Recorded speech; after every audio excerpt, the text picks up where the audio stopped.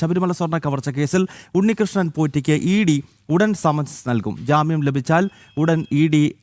ഉണ്ണികൃഷ്ണൻ പോറ്റിയെ ചോദ്യം ചെയ്യും എന്നാണ് സൂചന. മുൻ മന്ത്രി കടകംപള്ളി സുരേന്ദ്രനെയും ദേവസ്വം ബോർഡ് മുൻ പ്രസിഡന്റ് P.S. പ്രശാന്തിനെയും എൻഫോഴ്സ്മെന്റ് ഡയറക്ടറേറ്റ് ചോദ്യം ചെയ്യും. രേഷ്മ ബാബുവാണ് കൊച്ചിയിൽ നിന്നും ചേരുന്നത്. രേഷ്മ, ഇനി ഏക പ്രതീക്ഷ ഇ.ഡിയുടെ അന്വേഷണം മാത്രമാണ്. കാരണം മറുഭാഗത്ത് നോക്കുമ്പോൾ നേരത്തെ നമ്മൾ സൂചിപ്പിച്ചതുപോലെ SIT അന്വേഷണത്തിൽ പ്രതി ചേർക്കപ്പെട്ടവർ ഓരോരുത്തരായി ജയിലിന് പുറത്തേക്ക് ഇറങ്ങുകയാണ്. അതിനാൽ ഈ ഇറങ്ങുന്ന പ്രതികളെയെല്ലാം പിടികൂടുക എന്ന ലക്ഷ്യത്തോടെ ഇ.ഡി.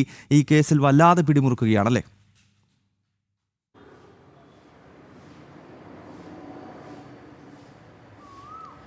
അതെ ഗൗതം, ശബരിമല സ്വർണ്ണക്കവർച്ച കേസിൽ ഇ.ഡിയുടെ അന്വേഷണം മുറുകുകയാണ്.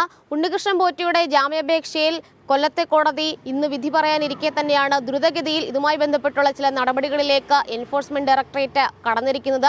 ഉണ്ണികൃഷ്ണൻ പോറ്റിക്ക് ജാമ്യം ലഭിച്ചു കഴിഞ്ഞാൽ ഉടൻ തന്നെ സമൻസ് നൽകും. അതിനുള്ള സമൻസ് ഒക്കെ തന്നെ നേരത്തെ തന്നെ തയ്യാറാക്കിയിരിക്കുകയാണ് ഇ.ഡിയുടെ ഉദ്യോഗസ്ഥർ. ഈ ആഴ്ച തന്നെ ചോദ്യം ചെയ്യൽ ഉണ്ടാകും. അതോടൊപ്പം തന്നെ അറസ്റ്റിനുള്ള സാധ്യതയും തള്ളിക്കളയാൻ സാധിക്കില്ല. ദ്വാരപാലക പാളി കേസിൽ ഇക്കഴിഞ്ഞ ജനുവരി 21-ാം തീയതിയാണ് കൊല്ലത്തെ കോടതി ഉണ്ണികൃഷ്ണൻ പോറ്റിക്ക് ജാമ്യം നൽകിയത്.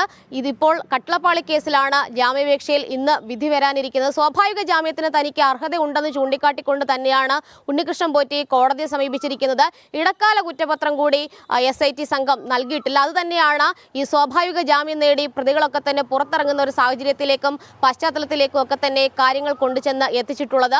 മുരാരി ബാബുവിനെ മാത്രമാണ് ഇപ്പോൾ എൻഫോഴ്സ്മെന്റ് ഡയറക്ടറേറ്റ് ചോദ്യം ചെയ്തിട്ടുള്ളത്.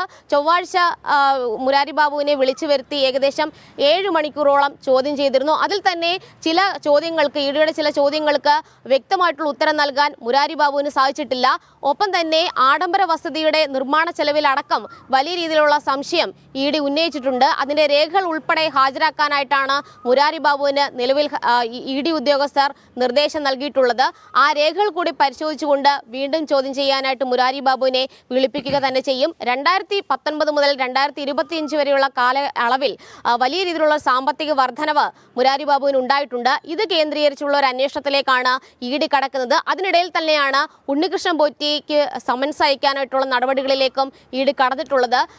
പോലീസ് കേസിൽ, അതായത് SITയുടെ കേസിൽ ജാമ്യം ലഭിച്ചാൽ ഉടൻ തന്നെ പുറത്തിറങ്ങുന്ന ഉണ്ണികൃഷ്ണൻ പോറ്റിക്ക് സമൻസ് നൽകിക്കൊണ്ട് വിളിച്ചു വരുത്തി ചോദ്യം ചെയ്യിപ്പിക്കും. അതിനുശേഷം അറസ്റ്റ് ഉൾപ്പെടെയുള്ള നടപടിയിലേക്കും ഇ.ഡി കടന്നേക്കുമെന്നാണ് എന്തായാലും എൻഫോഴ്സ്മെന്റ് ഡയറക്ടറേറ്റ് ശബരിമല സ്വർണ്ണ കവർച്ച കേസിൽ പിടിമുറുക്കുകയാണ്. SIT അന്വേഷണത്തിൽ കാര്യമായ വീഴ്ച സംഭവിച്ചതിനെ തുടർന്ന് പ്രതികൾ ഓരോരുത്തരായി പുറത്തിറങ്ങുന്ന പ്രതികളെ ഉടൻ തന്നെ സമൻസ് അയച്ച് പൊക്കാനാണ് എൻഫോഴ്സ്മെന്റ് ഡയറക്ടറേറ്റിന്റെ നീക്കം. രേഷ്മ ബാബുവാണ് കൊച്ചിയിൽ നിന്നും ചേർന്നത്.